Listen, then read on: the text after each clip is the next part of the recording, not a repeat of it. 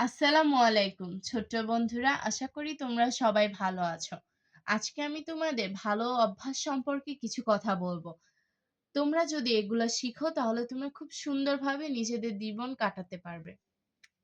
চলো শুরু করি। বিসমিল্লাহির রহমানির রহিম। ঘুমোতে যাওয়ার আগে হাত মুখ ধোয়া ও পরিষ্কার কাপড় পরিধান করা। তোমরা যখন ঘুমোতে যাবে তখন হাত মুখ ধুবে এবং পরিষ্কার কাপড় পরিধান করে তারপর ঘুমোবে। টয়লেট ব্যবহারের পর সাবান দিয়ে হাত ধুয়ে নেওয়া। টয়লেট ব্যবহারের পর তোমরা ভালো করে সাবান দিয়ে হাত ধুয়ে নিবে। দিনে 2 বার দাঁত ব্রাশ করা, সকালে একবার আর রাতে ঘুমাতে যাওয়ার আগে একবার। তোমরা দিনে 2 বার দাঁত ব্রাশ করবে, সকালে একবার এবং রাতে ঘুমাতে যাওয়ার আগে একবার, তাহলে তোমাদের দাঁত ভালো থাকবে।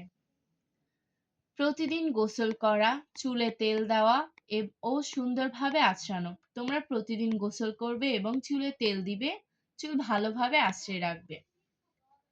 পরিষ্কার পরিচ্ছন্ন কাপড় পরিধান করা, খাওয়ার আগে ও পরে ভালোভাবে হাত ধোয়া।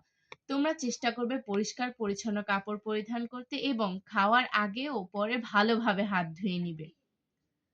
প্রতি সপ্তাহে নখ কাটা, প্রতি মাসে চুল কাটা। প্রত্যেক সপ্তাহে তোমরা নখ কাটবে এবং প্রতি মাসে তোমরা চুল কাটবে। সুস- সুস- সুস্বাস্থ্যের জন্য পুষ্টিকর খাদ্য খাওয়া। সুস্থ দেহের জন্য, সুস্বাস্থ্যের জন্য তোমরা পুষ্টিকর খাবার খাবে, যেমন ফল, শাকসবজি, মাছ, মাংস।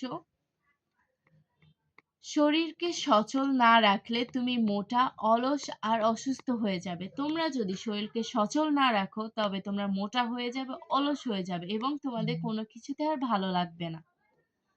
শারীরিক ব্যায়াম তোমার হাড়কে শক্তপোক্ত করে আর তোমাকে করে তোলে কর্মক্ষম ও সবল। তোমরা প্রতিদিন শারীরিক ব্যায়াম করবে এবং বাইরে খেলার চেষ্টা করবে।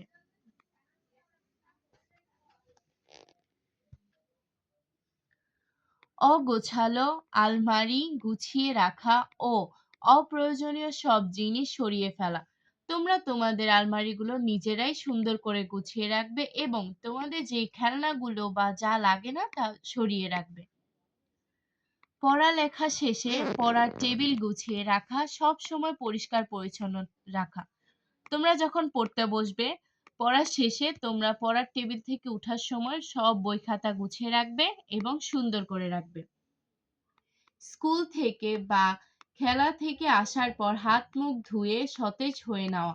তোমরা যখন স্কুল থেকে ফিরে আসবে এবং খেলা শেষে ফিরে আসবে, হাত মুখ ধুয়ে সচল সুন্দর থাকবে। আমি আশা করছি তোমরা প্রতিদিন এই কথাগুলো মেনে চলবে। তোমরা নিজেদের কাজ নিজেরা করবে এবং সুন্দরভাবে নিজের জীবন গড়বে।